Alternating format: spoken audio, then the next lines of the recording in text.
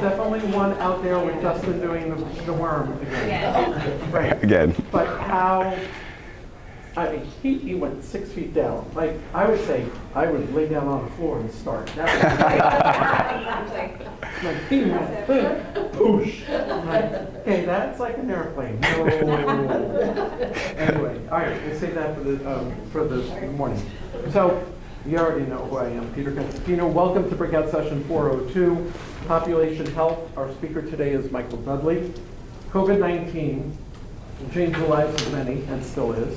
But for Michael, it was a purpose-driven moment of clarity. Due to the impact of the pandemic that it had on his family's health, Michael decided to apply his healthcare technology career towards preventive health to enable providers of care to help change the trajectory of their health before it's too late. Since then, Michael has presented on topics such as patient engagement, value-based care, and population health at conferences from New England to Nebraska. Little side note, there are 9 million cows in Nebraska. There's only 2.5 million people in Nebraska. Just a little. Yeah, I'll try to incorporate that somewhere here. Incorporate that somewhere. Yep. Tie it in. It's true though, but if cows could vote. All right. Oh, wow. Michael currently resides in Richmond, Virginia, and works for Pearl Health, a technology and enablement accountable care organization. Please welcome Michael Dudley. Thank you, guys. I appreciate you guys. You can do the worm now. Oh, okay. Maybe at the end. Maybe at the end, I don't want to get my heart rate up too high, but it's a pleasure to be with you this morning. Hopefully you guys are learning a lot about the future of healthcare. It's been nice to have that as a common theme throughout the conference. I'll specifically talking about propagating population health principles in your practice. From talking with many of you this week, just kind of asking, what's your thoughts on population health? What does it mean to you? I even heard some people say they'll never see population health rolled out in their lifetime. So to some extent, I don't want to necessarily say like, we're going to solve this all today in this room, but the goal is really just to provide you some principles that hopefully you can go back to your practice and start to incorporate, think outside the box here. As an agenda, we'll be talking about the state of U.S. healthcare. I think it's important for us to establish where we are before we try to move forward. Talk about why do many believe maybe value-based care can reprioritize healthcare? How can value-based care help population health? And then last but not least, why is the transition from volume to value challenging? So let's first start with the state of U.S. healthcare. I won't try to lay this on too thick. As you guys know, it's a system with higher costs, worst outcomes, and a system under strain. When we look at U.S. healthcare costs, it's substantially higher than any other country. In fact, it's about twice as high as the average cost of similar countries. In fact, it's about 4,000 more per capita than Switzerland. So I think, obviously it's a very costly system, but you might say to yourself, well, at least we're getting high quality, right? We're getting something for that high cost. Unfortunately, that's not the case, at least when it comes to life expectancy. So when we look at comparable country averages, we're about 4 or 5 years less than them. In fact, prior to COVID, which obviously skewed some of the numbers from that point forward, we've had about the same life expectancy since 2005. And so the reason I say this is, we've have higher costs, and it's not really even driving us to be able to have longer life expectancy. Why is that the case? You guys probably already know the answer. A lot of it has to do with chronic disease. So we look at some of the statistics. We have American adults have at least, 117 million American adults have at least one chronic condition. When we look at Medicare, about 66% of Medicare beneficiaries have multiple chronic diseases. And unfortunately, that trend is going to continue, especially as we have some baby boomers aging into Medicare. So we'll have about 1.5 million beneficiaries will age into Medicare each year from 2021 to 2029. When we look at chronic diseases and specifically how many of them, about 83 million have 3 or more chronic diseases by 2030. So it's a 171% increase since 2005. And what's this putting on, when we look at those last 2 slides, how is it impacting the total cost of care? We're seeing about 3.7 trillion total cost of chronic diseases in the United States, which is just the chronic disease alone, 9.3% of our GDP, which is a very alarming. And then nearly 80% of inpatient admissions are for patients who have chronic disease. So there's obviously some major ties there, and I try not to be a Debbie Downer up here, but it's not sustainable. And then on top of that, when we think about supply versus demand, this is the demand. Well, what if we can just take care of everybody? Fortunately, that's not the case. The supply is going down as well. Despite patient health care needs increasing, the physician shortage is expected to grow to 140,000 providers by 2030. Now, who's taking care of a lot of the chronic diseases? Probably more than anybody else, it's the primary care physician. Unfortunately, they're the ones seeing some of the most burnout across all physicians. Specifically, we're going to have a primary care physician shortage to expect it to reach 18 to 48,000 physicians by 2034. When we look at their feedback and are they loving their job? Unfortunately, no. 1 in 4 PCPs plan to leave the practice of medicine within the next 3 years. And fewer than half of the primary care residents would recommend medicine as a career to others. That's less than half, obviously. So the main point here, and I'll leave it at that, is that healthcare today, some people call it sick care, is just not sustainable. Something has to change. When we think about what has to happen next, where do we have to go before we make a change? When we look at the presidential candidates, none of them outside of maybe abortion are really talking about healthcare. They're not talking about this problem. They're not talking about chronic disease. And so I think it's important for us to try to take whatever glimmer of hope that we see in healthcare. One of those could be value-based care. We've started to see some major results. So I think when we think about population health, and we may or may not get to a point where true population health is ever established, I think that there's some great learnings that we can take away from value-based care as a way to pay for holistic care. And that's kind of where part of the conversation will go before we touch on what kind of principles you guys can incorporate in your practice. One thing I want to kind of pull out there is who can define value-based care. I think if we asked 100 people, we get 100 different answers. We could ask everyone, we could get everyone's different answers, but I think when you think about value-based care, sometimes there's some negative connotation. They think value means that I'm getting something at lower cost and almost like a cheaper, almost like I'm having to give up quality, but I'm getting it really cheap. And I think that that's not necessarily the true definition of value-based care. One of the pioneers of value-based care is Michael Porter, and he describes it as the way to transform healthcare is to realign compensation with value for patients. Value in healthcare is the health outcome per dollar of cost expended. If all system participants have to compete on value, value will improve dramatically. There are a couple nuggets there in what he describes, but I think for me what I took away was the value in healthcare is the health outcome per dollar of cost expended. Meaning that when we look at healthcare today, it's not about the outcome. It's about getting the patient back on and healthy as to where they were before they had their acute incident. And I think if we're thinking about outcomes, and then we're trying to use our dollar as most cost effectively as possible to drive those outcomes, we might see a difference, both in value-based care and in population health.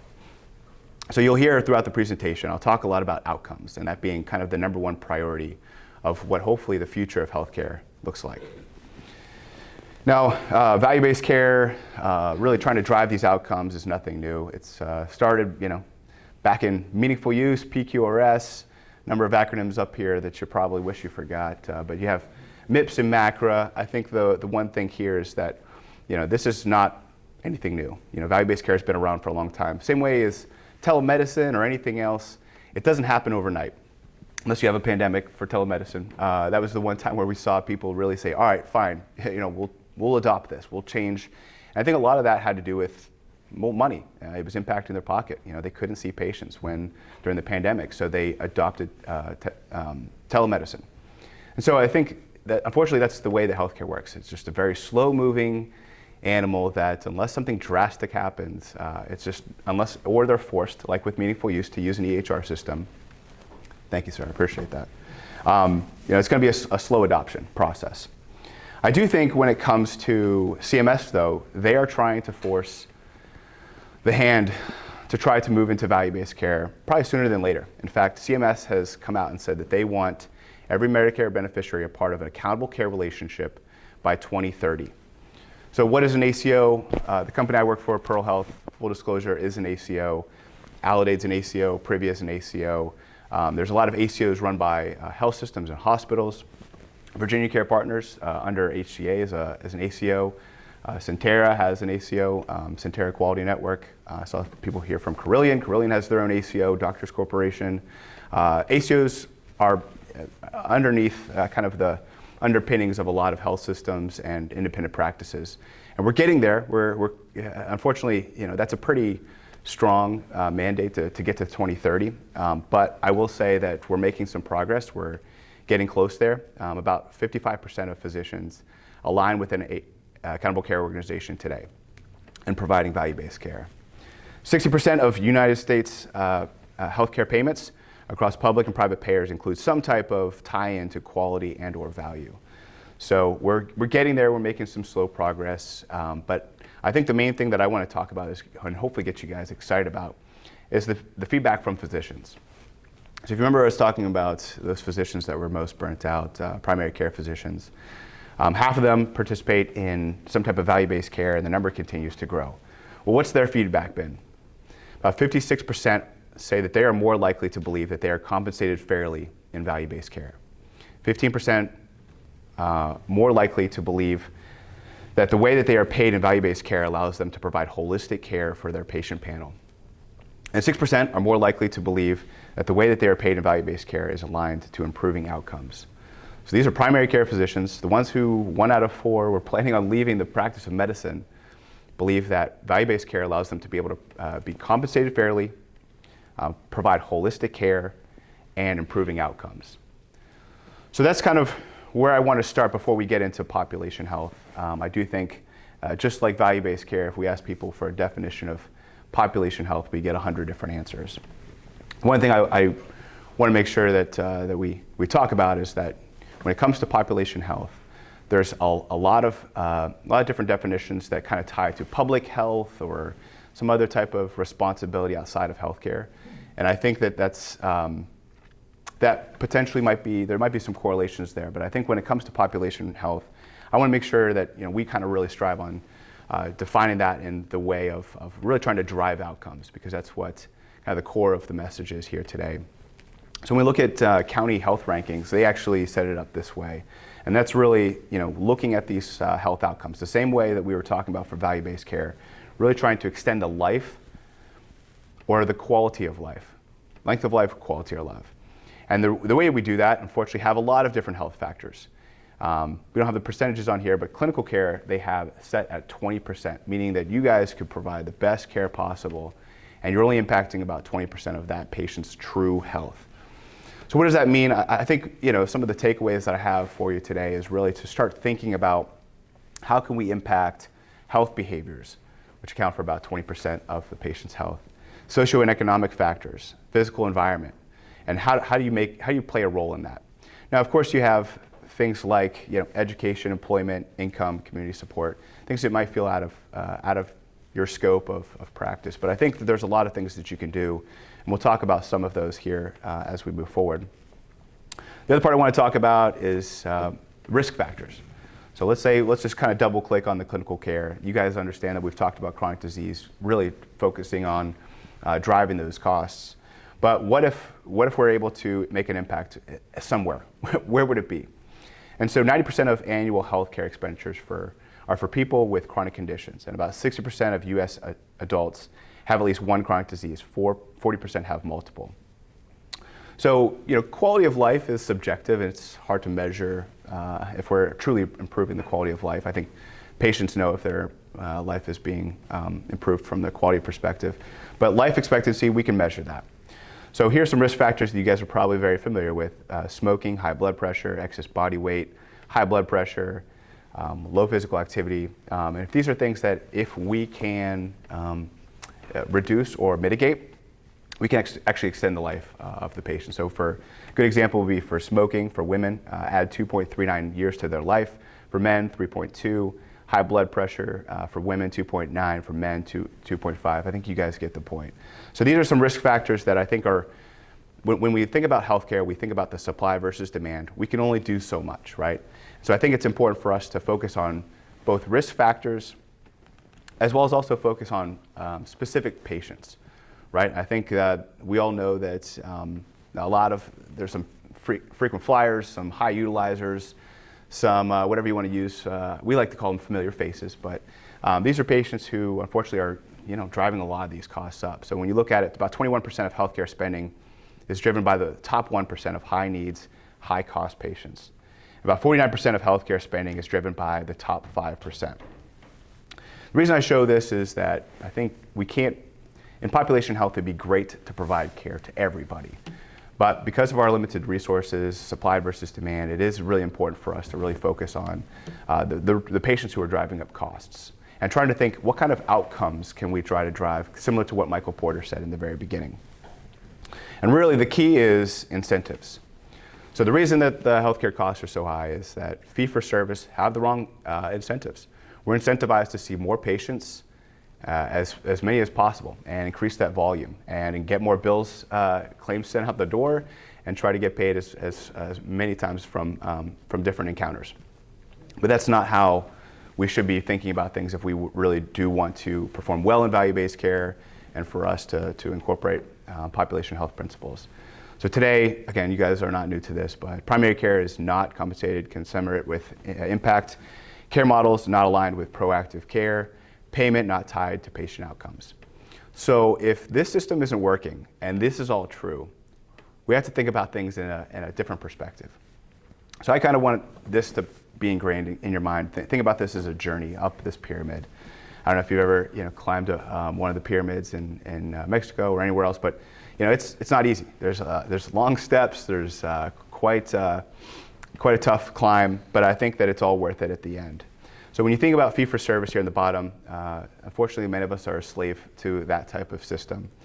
But we are slowly moving up the pyramid. If you see the next step up, pay for performance.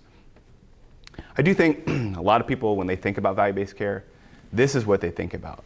They think about HEDIS measures, care gaps, quality measures, A1C, and these things are all great.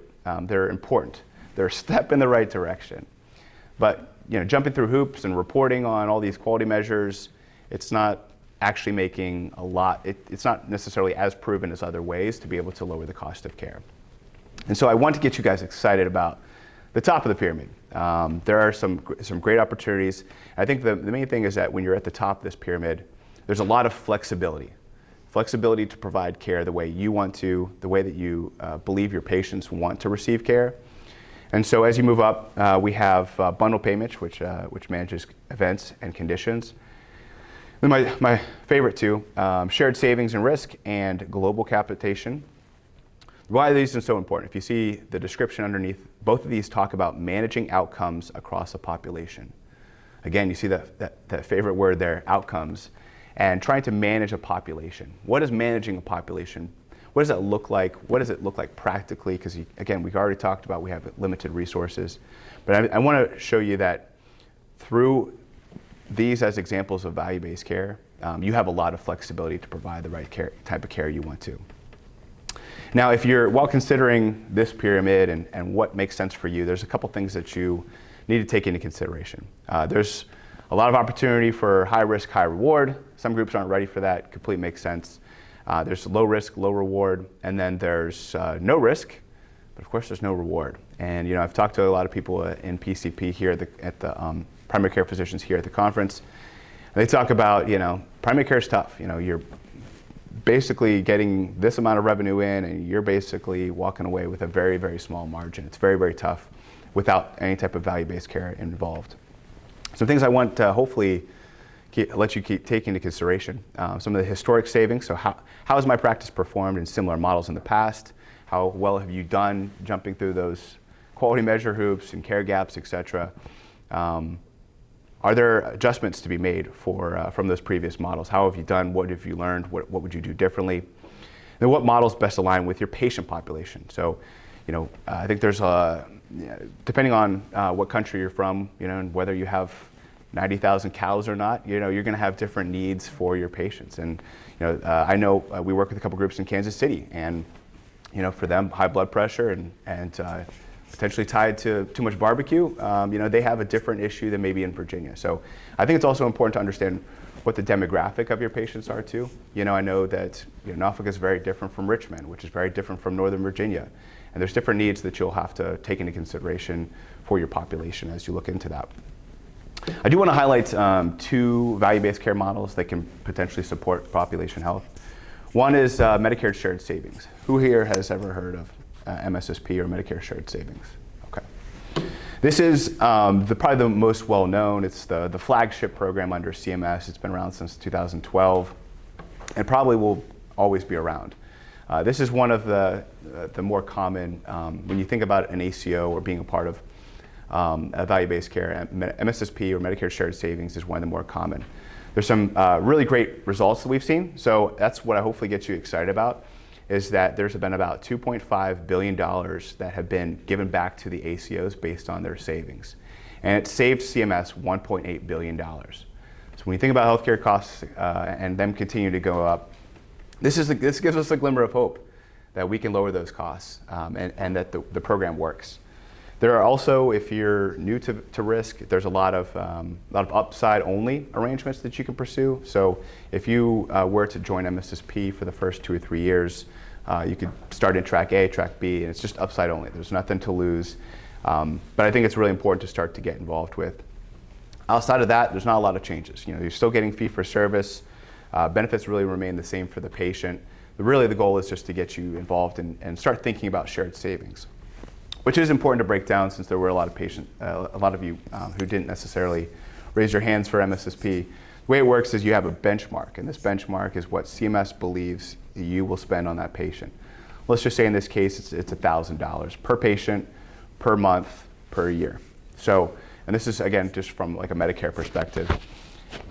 From that benchmark, you have your actual cost. This is the total cost that patient is incurring to the health system. So, if you think about, say, $12,000 per year per Medicare beneficiary, if you're keeping them healthy, they're staying out of the hospital, that's shared savings that you're driving up. But all you need is one fall risk to break their hip, and all of a sudden, you're flipped upside down. And now you have to hope that you're getting shared savings from your other patients. However, I want you to think about it this way. If you had $12,000 that you could spend to try to keep patients out of the hospital, try to keep patients healthy, what would you do? And that's really the thought process of the benchmark and the actual cost. There's another model, and I think that what's cool about this model is that it's called ACO REACH. REACH is an acronym. It stands for Realizing Equity and Community Health. I'll say that again, Realizing Equity and Community Health. So I know there's already been a lot of conversations. Population health seems to be nearly impossible to achieve in our lifetime. However, here's a program that's really focused around equity, really focused around community health, and really trying to provide an opportunity to think outside the box. Some really unique things. The way that this works is this is a model under CMS's innovation arm called CMMI.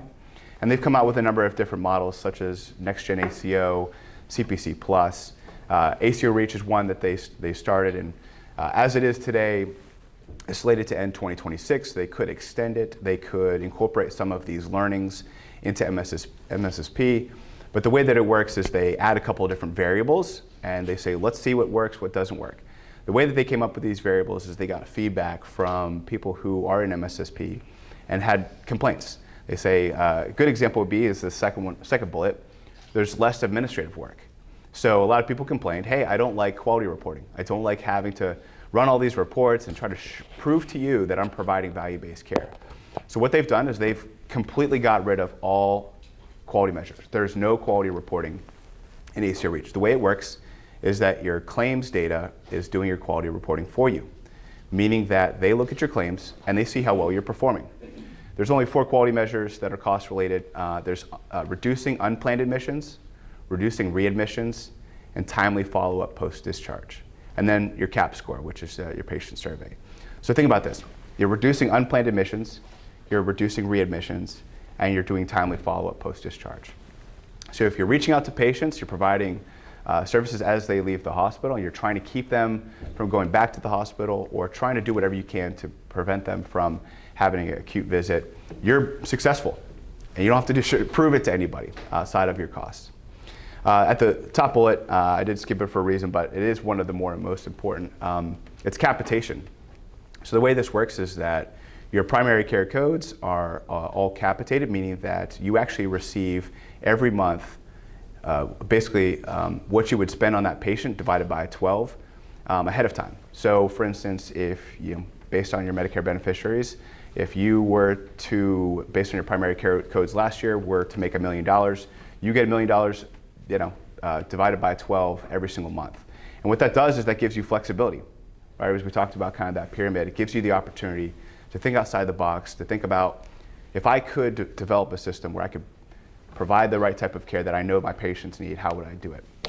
And it gives you that flexibility. There's no minimum savings rate, which, without getting too much into the weeds, you do have to save in MSSP a certain amount before you get to split the savings with CMS.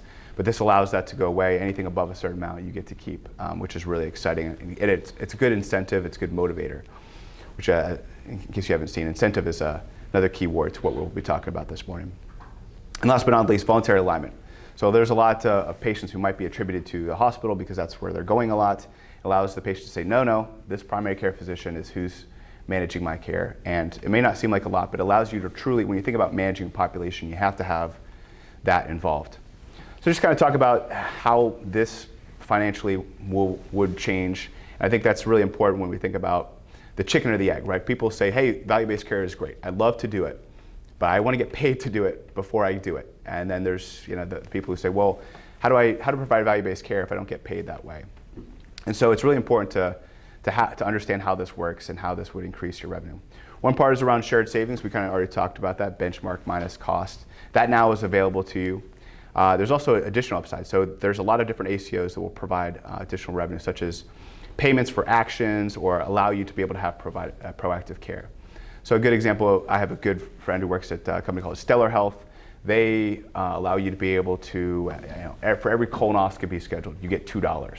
Something as simple as that, but it's getting you to move in the right direction. Again, it's kind of some of the more of the lead measures as compared to the true outcomes, but it's moving in the right direction.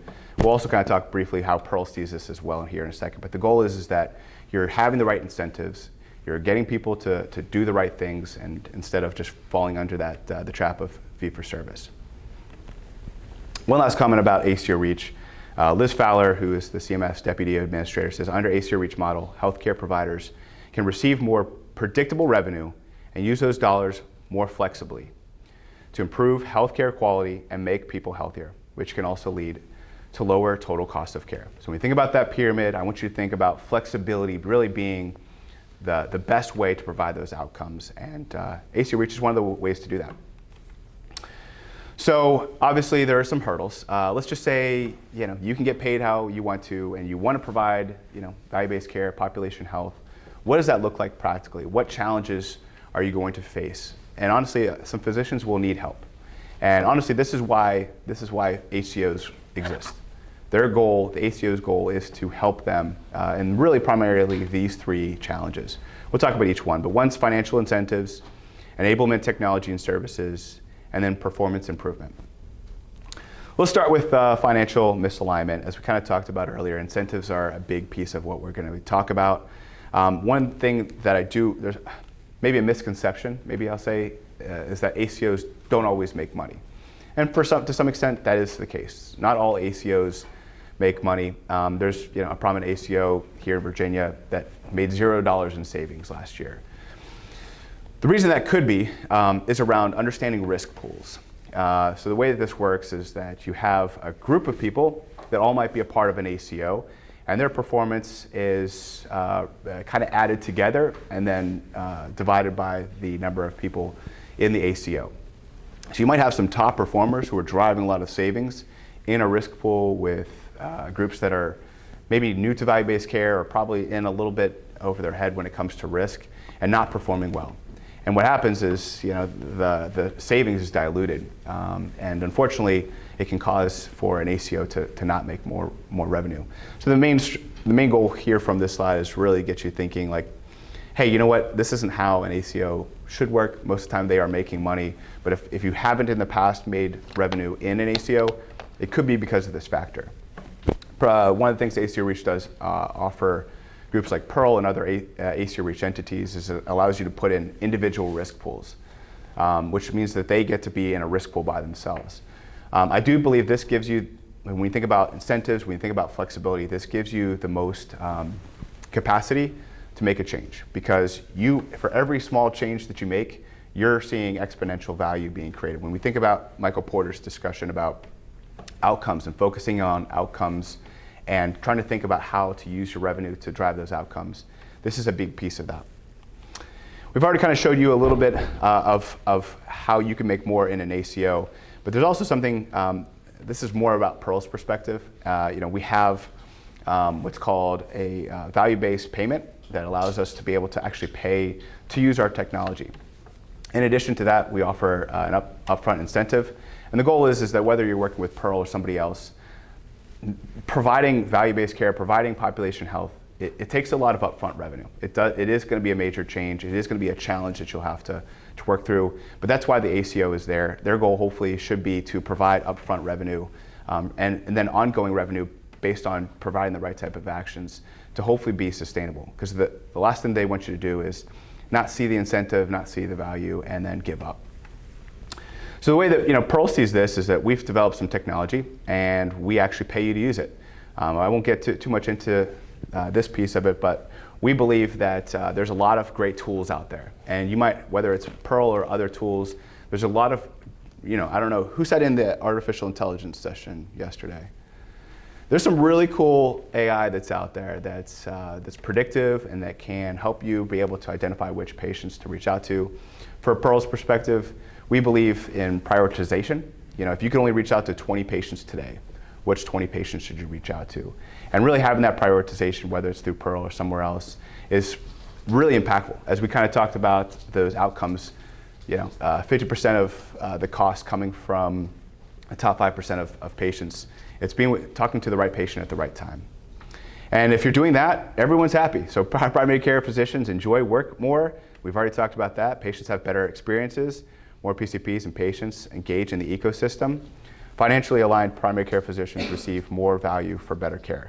But my favorite part is on the right. You see from moving from fee-for-service to value-based care, you have a reactive waiting room that now becomes proactive panel management.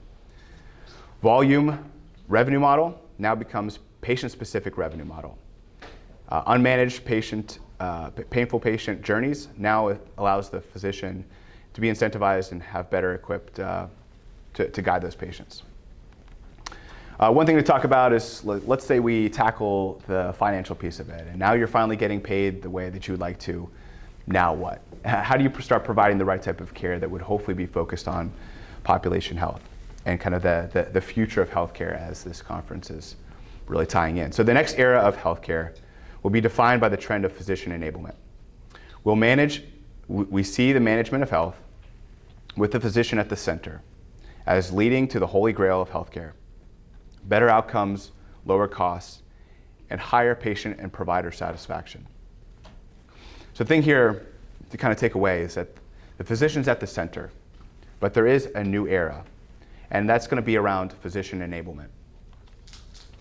So this is a big piece of population health. If there's maybe one or two principles you can take away, it might be here.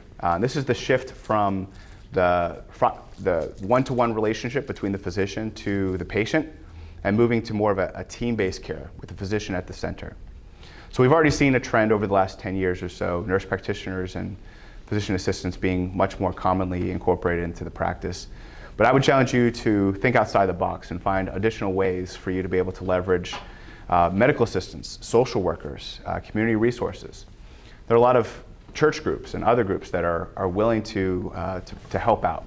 And some of these might be being able to call patients and schedule visits. You can train them, and there's a lot of groups that are willing to do that. There's a lot of resources when you think about handling things like transportation and things like some of the other social needs that we discussed. So I think it's really important to start to think outside the box and start thinking, how do we leverage the resources we have in our community to better serve the population?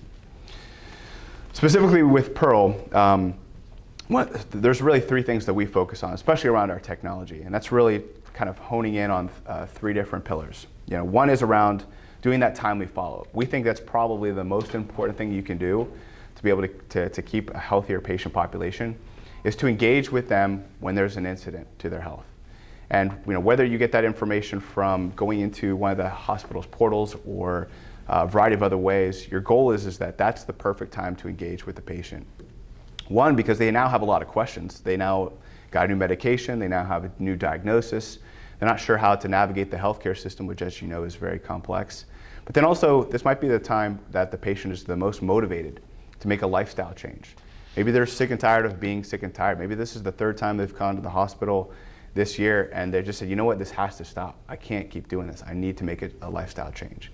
And so for those reasons, we do believe that that's probably the number one priority when you think about moving into value-based care and providing population health. A second one that's really close to our heart is predictive acute care. So we use, as I mentioned, artificial intelligence to predict when a patient might have an exacerbation of their chronic illness in the next 2 weeks. And it's getting there, but more often than not, it's correct, which is really, really exciting. That's where I think a lot of benefit for artificial intelligence can translate to the practice level. And then last but not least, preventative care. So there's a lot of great preventative care. You probably have figured out which ones work really well for your practice, for your patients. But for us, we highly recommend annual wellness visit as a top one. Obviously, it's a great time to talk about those social needs and address those, make sure that the patient has needs that can be addressed. There's also chronic care management and remote patient monitoring. The lady in the pink suit here is from PharmD Live. I recommend you talking to them if you'd like to hear about chronic care management. It's a great program. You get to engage with them every single month and help them manage their chronic illness, and you get paid for it. It is a program that is paid on a fee-for-service basis. Another one is the annual advanced care planning. Who's doing advanced care planning today? Anyone? It's a big program because there's a lot of costs late in life, and there's a lot of patients who may not have a say at that moment to be able to dictate how they want their care, and they're relying on their family members to make that decision, which it may or may not be what the patient wants. And so it's important to have that plan set aside ahead of time. It can be somewhat of a morbid conversation, but it's very important when you think about value-based care and making sure that the needs of the patient are met. So there's some top priorities, some things to take away, hopefully, into your practice. From Pearl's perspective, our goal is really to predict when's the best time to call this patient. And that's tricky, right? How do I know what that patient's going through? How do I know when the best time to reach out to them? So we use a lot of data. Data is really important. Whether you're partnered with Pearl or doing this on your own, having great data sources, looking at and trying to find ways to be able to get that data is really, really important. We do have a BCDA through Medicare, so we get Medicare claims on a more timely basis, on a weekly basis instead of monthly. We also have ADT feeds with almost every health system in the nation. We essentially have everything that's in your EHR system minus the note. And the goal is really for us to have timely data so that we know exactly what's happening to this patient. If there's a new diagnosis, new prescription given to them, we know about it. And then we use our algorithm, our AI, to be able to determine when the best time is to move forward. And thanks to that, we've had about 115,000 patient actions since we've launched the model about 2 years ago. So this, essentially, if you're familiar with AI, there's a lot that we can compare to the baseline that we can predict. We have about 2.6 times more admissions. Pearl's able to predict 2.6 times more admissions versus traditional models. So why does that matter? Well, take this patient's story, Sam Brown. And I won't go into all of it, but this patient had about 23 incidents at the hospital over the course of 2 years. And through the artificial intelligence predicting when this patient might have their next acute situation, this patient was flagged. The practice called the patient. They set up time to meet with the physician. And from that point forward, they were able to keep the patient out of the hospital about 67% fewer compared to the past 6 months. That's a big deal. That saves about $5,000 per visit that they would have had at the health system. And really that's driving down costs. That should be what population health looks like, is reaching out to your patients before they go to the hospital. And that's hopefully where we're going, and hopefully that's much more common as years go on. One last thing I wanted to mention around kind of the social determinants of health and those other health factors that we talked about earlier. These are some phenomenal programs that some of our practices are doing, programs that may or may not make sense for you to incorporate in your practice. And happy to also hear some of what you guys are doing or what you've heard people do. Some good examples, some probably more common ones at the top here, but grocery store education. Just offering, hey, our practice is going to be at Kroger or wherever on Saturday morning. We'll walk you around the grocery store, explain ingredients, hopefully leading you on the outside of the grocery store and guiding you towards healthy food. But I think there's just a lot of, as we talked about those health factors, education's a big one. And not everyone knows when they're going to the grocery store what all the ingredients, what's red dye, what are all these things going on. So having someone walk them through it is half the battle a lot of the times. Another one is diabetic cooking classes. This allows you to be able to show, hey, let's reduce the sodium here, maybe we'll supplement it with maybe this spice or that spice, and kind of trying to teach someone who has diabetes how to cook healthy, and trying to hopefully stay away from all those fast food places that we passed on our way home. Another one, there's a lot of transportation programs. Who's doing any type of like Uber or any type of transportation programs? There's a lot of resources out there. Unfortunately, just a lot of groups don't know where to look. So you might want to research. Obviously, it's geographic. I remember 2 years ago there was actually a vendor here at the hall who was providing that type of service, and might be worth you looking into. Another one I really liked was air conditioning repair. So this is very common for patients with COPD or some type of asthma, but just asking them when you're talking with the phone or when you're doing that outreach post-discharge, over the last 6 months, has your air conditioning gone out? Have you had, any issues with, it dripping, or, is there a problem that we could help out with here? And a $500 AC unit that you could replace in exchange for a potential air conditioning going out and costing $5,000. It's a big difference, and I think that's kind of the mindset we're talking about today. Is what kind of investment can I make from monetarily that will hopefully drive the right outcomes and in the end save costs. That's really the core of what we're talking about. Another one is fall risk home repair. Just hiring a handyman, coming into the house, fixing some floorboards, making sure that the railing that they're leaning on as they're going down the stairs are fixed. Some people don't have, they can't fix this themselves, and so they need help. They need someone to be able to be willing to do, and for a couple hours for a handyman to come in there, it might be worth, a potential fall risk or something happening to that patient.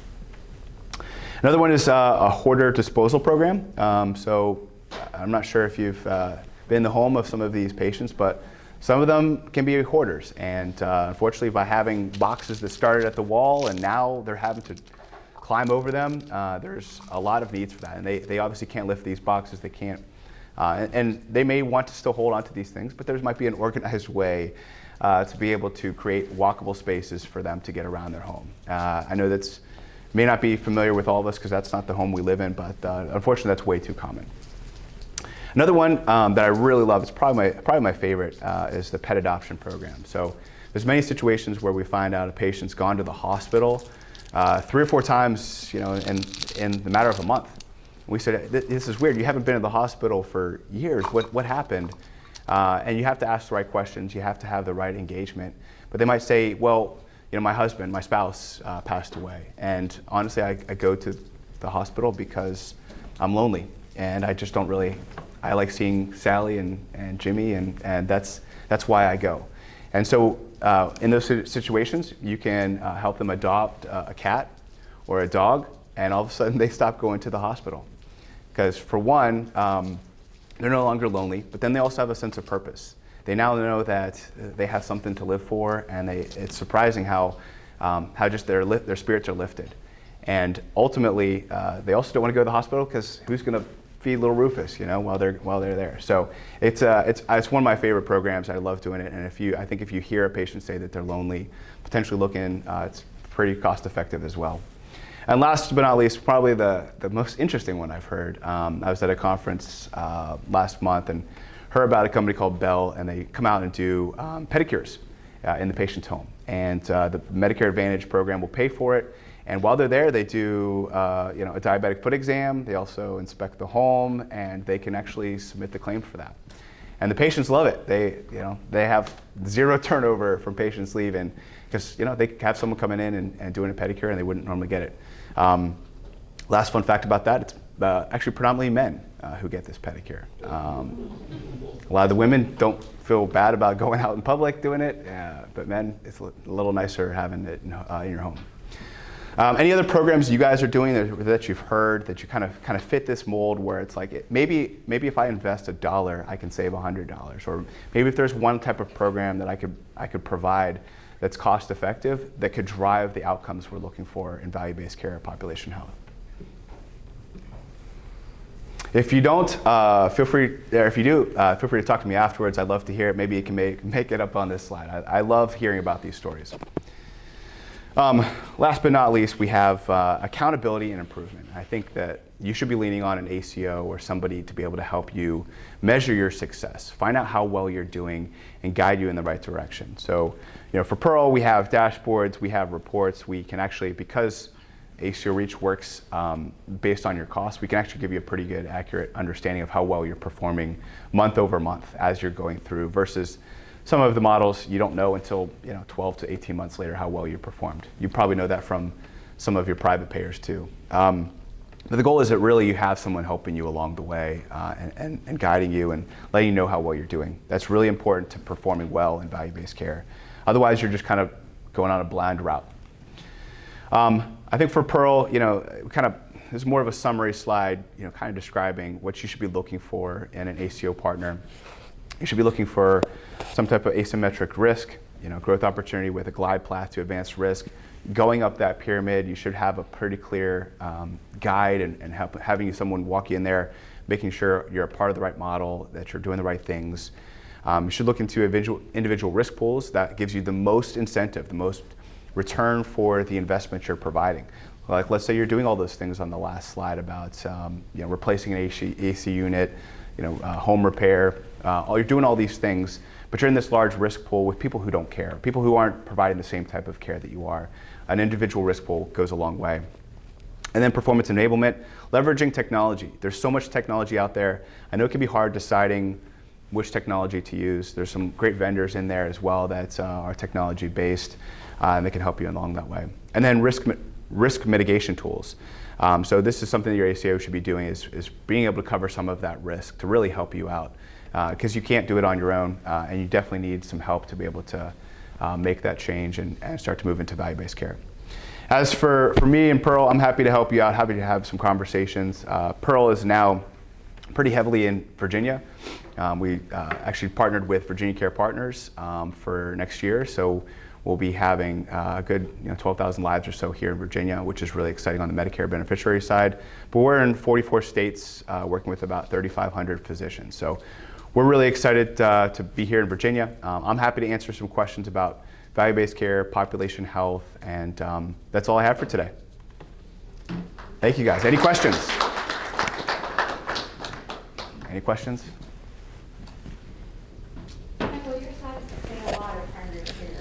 Mm-hmm. How do you give those for specialty practice? Great question. It's one of the dilemmas that I have talking about value-based care. There are a lot of new models that incorporate specialists, some bundles or some procedures where maybe a patient is coming in for, maybe for you, for an OBGYN, you have the whole process for the mother kind of bundled together, everything from the whole way through the maternity process to therapy afterwards, and making sure that that they're offered some after giving birth, going through the mental chaos that your hormones are going through, helping them manage that, and just kind of having a lot of your payers will talk to you about that, and they'll say, well, how about we include this all at one cost and try to be as effective as possible. I know you also have payers that you probably talk to. What have they talked to you about for OBGYN? So they're geared towards like postpartum depression, making sure that they do their follow-ups after their delivery, making sure they come in appropriately. reduce medicine cessation in pregnancy, the diet, exercise. A lot of payers or community services provide a lot of that. So it's available to the patient, but it's not necessarily something that the payers are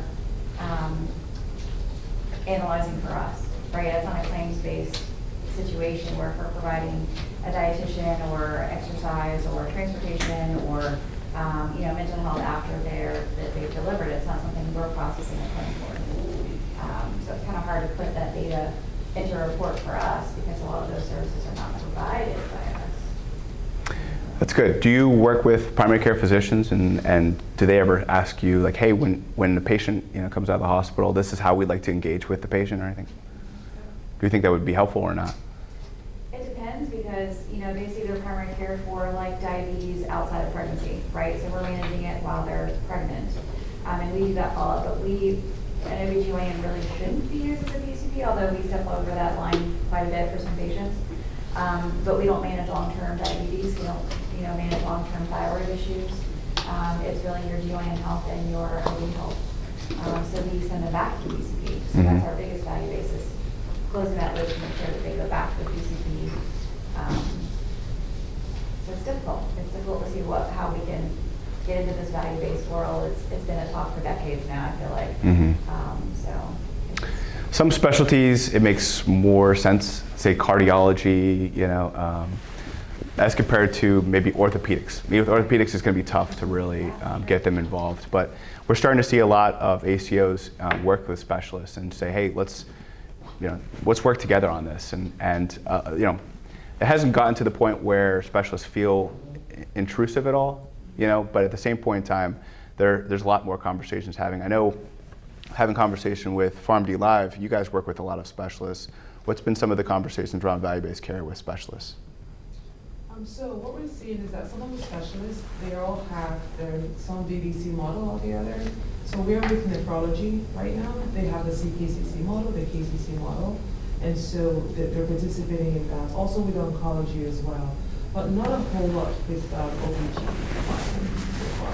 Mm-hmm. Any other specialties looking at value-based care or have seen some specialty involvement?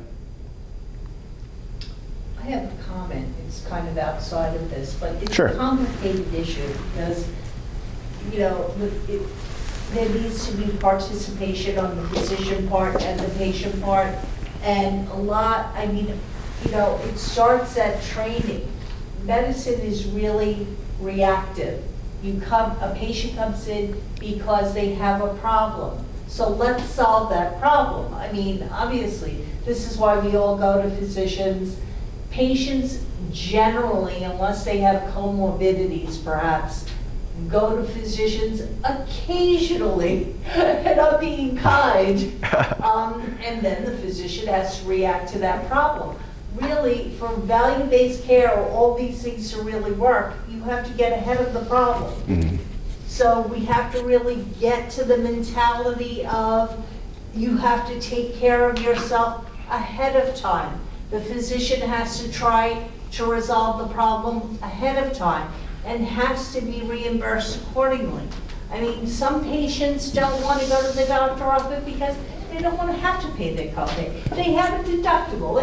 So it's so many different pieces that go into the whole. It's very complicated issue.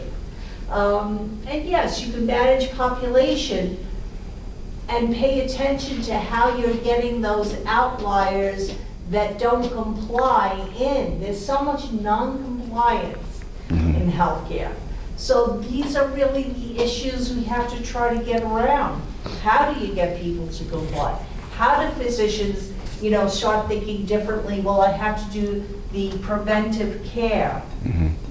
Are they getting paid that way? No, not really. Yes, I understand things moving slowly. This, as you said, is not new. It's been going on for 30 years plus, and we still haven't gotten to that point. It's a slow process and a lot of changing of thinking in minds. See, one of the things, I was having a conversation with the CEO of Care Journey. Yeah. Care Journey does does the analysis of providers' performance and provides the data to Medicare. So the question I asked the CEO is, are insurers going back to employers and telling them that they have patients, their employees, who are rejecting healthy lifestyles? And the answer to that is no, they don't do that. They don't. So it is like the physician has to convince the person to stay away from a fast food, high carb, high caffeinated, and high stimulant lifestyle so that he doesn't get a heart attack or some other adverse event. But there is absolutely no cost on the patient to give up the gratification of that lifestyle, because if you try to tell somebody, hey, you can't have that ice cream, you can't have that high carb, try talking to a South Asian who all have the highest cardiac arrest rates below the age of 50, because they are born with narrower coronaries, they are born with a culture of a high toxic diet, and they all have accelerated artery disease by the time they are 50. But try telling them that they can't have that dosa or that rice-based meal, and they'll stop coming to your clinic. So, yes, they stop coming. So, but provide that data to the employer or to the insurer, and have that insurer go to that employer and say, you know what, 80% of your company, go to Google and say, 80% of your company is driven by South Asians who all have heart attacks below the age of 50. You guys are going to pay 10 times your premium to insure yourself. They don't do that. So this whole thing about value-based is, like I told you, it is an ecosystem. And you can't squeeze the balloon on an ecosystem without squeezing it at all ends. Otherwise, you'll just have the balloon pop out on some other end. And the employer is a good point, because the employer has to play a part in this also. When is the patient able to go to the doctor? Well, they have, it's a complicated thing. And is the employer going to encourage that, and they have to pay for healthcare too. Look, my practice, it's a large practice. I mean, paying for insurance and making sure you want it to be as comprehensive as you can, but it's quite expensive. And, but the employer has to play their part with their employees as well. And a lot of insurance companies claim they haven't seen enough value in preventive care. So what do you do? I mean, your hands are tied. Yes. I think sometimes, and like for example in our practice, and we're kind of in a more rural area, but you take small steps. You have to take the first steps to get to the next steps. And what we've worked hard on, and has helped a lot with our ACO and our scoring, our patients, the first thought was, they have a sore throat, go to the ER. And we're not there. Or we don't give them an appointment they particularly like. They have an earache, go to the ER. So we told them, if we're there, call us first. Please call us first. And we really, our patients, 90% of them are going to urgent cares first, before the ERs. And that's a huge savings. Yeah. So as far as the savings aspect, you can take little steps. Yeah. In the value-based care session yesterday, I liked what the speaker mentioned, that they have this gold card, and the patient can just come in with the gold card, and they have to be seen. They pull them into a room, whatever room's available, and they'll find a way to see them. They want to be able to let them know that there's always a space available for them versus going to the hospital health system. For that 1%, maybe that makes sense. I thought that was a great idea, but compliance is a big issue, and it's not always a way to. Concierge care now too. So if you have the money to pay every month, the doctor will do whatever you want. I mean, Then the other thing about savings is you have an insurer who'll say, you know, you will share the savings with you this year. So you work hard, you create savings, you know, and they say, okay, you know, your group generated X amount of savings, here's $5 million of savings that you can distribute back to your group. The next year, they measure your savings goal based on this year's performance. That's ridiculous. That's ridiculous. What they need to do is they need to say that your savings is measured on our expenditure for the last 10 years. And you produce savings as long as our costs don't go above this trend line. It is a savings every year. You can't say that, hey, last year you produced $5 million in savings, so our cost went from 100 million to 95 million. This year you have to make 5 million out of 95 million. It ain't going to happen. Right.